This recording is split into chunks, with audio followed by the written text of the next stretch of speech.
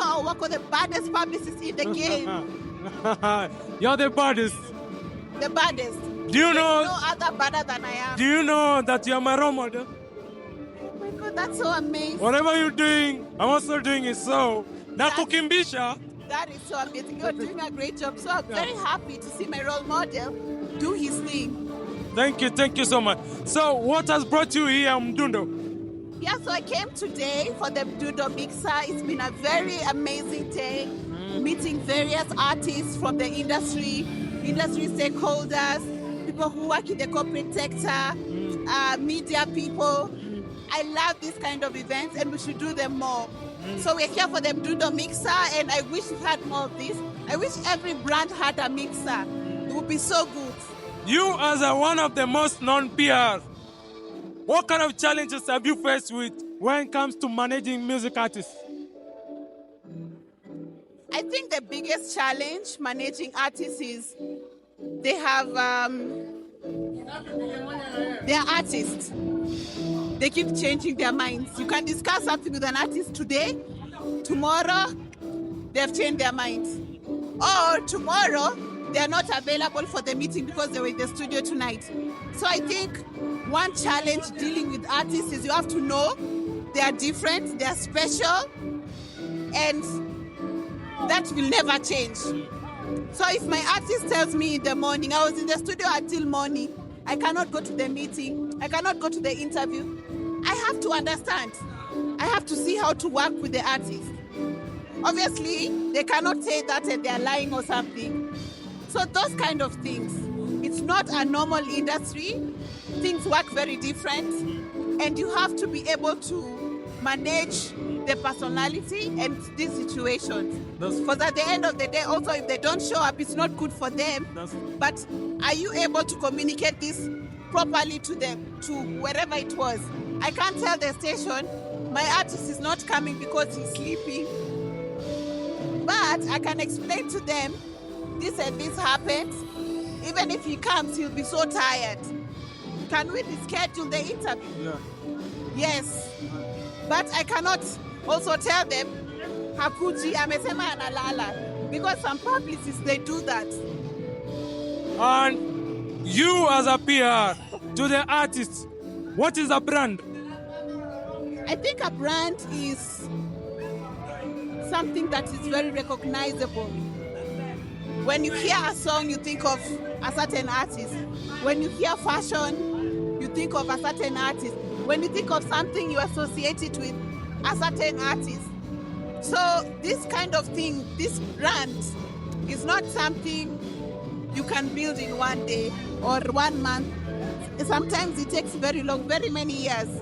But it's very important to have a distinct brand which is very unique to you. It can be the way you look, it can be the way you sound, it can be the way you dress. Right? I've been seeing there is something that's been trending about who should be paid when it comes to an interview. Is it the artist who should be paid or the guys who invited the artist at the show? Who should be paid? On the interview. First of all, I think artists need to understand the power of the media. First of all. And look at the type of artist you are. Yeah. And then we can take it from there. If you feel like you've already done so much media, don't ask them you have to pay me, especially if they helped build your brand. There's a time that you needed those interviews, but now you feel like now they need to pay me. Look at it like, kuna time I needed them, now they need me. Look at it that way. But if you don't want to look at it that way and you feel like they need to pay me, then it's fine. If they're not paying you, move on to the next market. The continent is so huge. I think people just look at Kenya or East Africa and they're like, okay. So if you feel like you don't need any more Kenyan interviews, have you done all the interviews in East Africa? Have you done all the interviews in Southern Africa? It never ends in Nigeria, in Ghana, in London. Have you been on DJ Edu's show on BBC One Extra? I'm not sure if you've been there. So instead of bickering with media, like, oh, you need to pay me whatever, Just say, I'm not available to do this interview now, and do an interview that you feel will give you the value. But don't reach them at the last minute. That's true. It hurts. That's true. Yeah. And you've been seeing Kenyan artists when it comes to marketing. What aspects or what do you see Kenyan artists are lacking when it comes to marketing their music?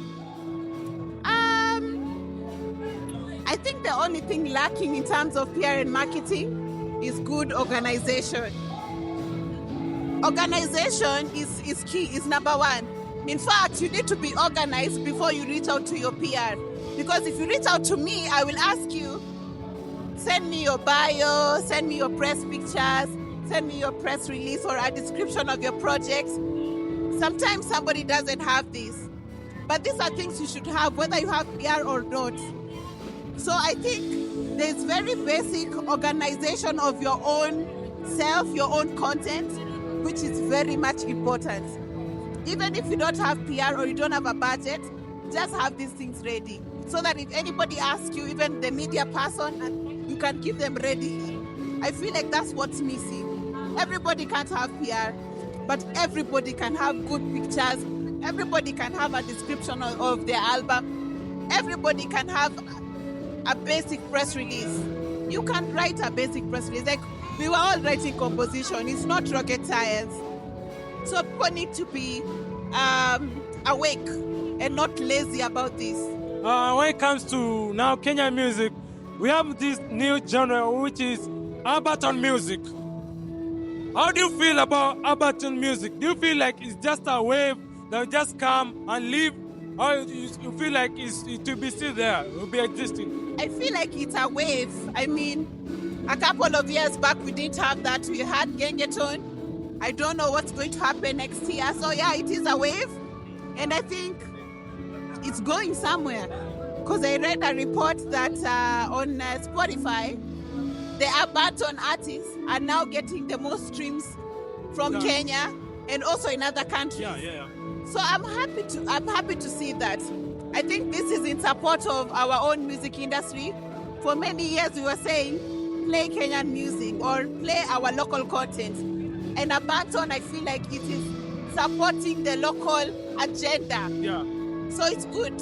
And when it comes to arbantone music, they repeat the songs of other artists. Do you feel it's so important when you meet, you repeat other, let me say the instrumentals of a certain song, certain artist? Do you feel like how can an artist benefit when it comes to when you're doing arbantone music? How can he benefit like having copyright issues and stuff? Do you think like an artist can monetize his music too? I'm not sure you can monetize the music if you don't have the right to use that music. And if you're monetizing, that person can come against you or they can come for you.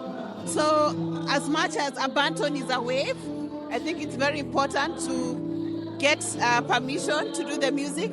It's not always you have to pay for the permission. Sometimes you ask for the permission and you're given. But you might be given the permission to use it and not monetize it, or to use it and monetize it. So it's important to cover your back. And this is from artist to artist. They cannot have a conference and say, all the arbantone artists, let's have a meeting, let's see who we have sampled, let's get right. Everybody has their own responsibility. So it's very important to make sure you are doing the right thing and you're not going to be sued by somebody later. It's up to you, it's up to individuals. But also if you want to do the music and not commercialize it, if it works for you and it helps you get popular, good for you. Last question is, last thing, what advice will you give to artists who don't know much about when it comes to PR and marketing? I think it is very important to learn. And it's the major key. To learn what PR is, what is marketing is. So sometimes you can reach out to a publicist, you can reach out to me or to any other person who does PR and ask them, what do you guys do? How can you be of value to me? It starts with understanding and then wanting the thing. But if you don't understand the thing, you will not want it, you will not see the value of it. So sometimes, if it's very cool, Lisa, ask for consultation. Some people, they don't want to pay for consultation, but you can also pay for a consultation, sit down with a PR person for 1 hour. Music is business, you know? Yes, exactly. But people don't want to do that. But you can do that and get educated very fast as to why you need to have PR. So first thing is understand what this PR thing is and get to know where you can use it for your brand. Yeah. Yeah, thank you. I'm happy to meet you. Let's make this Katers promo, Kenyan Ziki, we are the news watching here.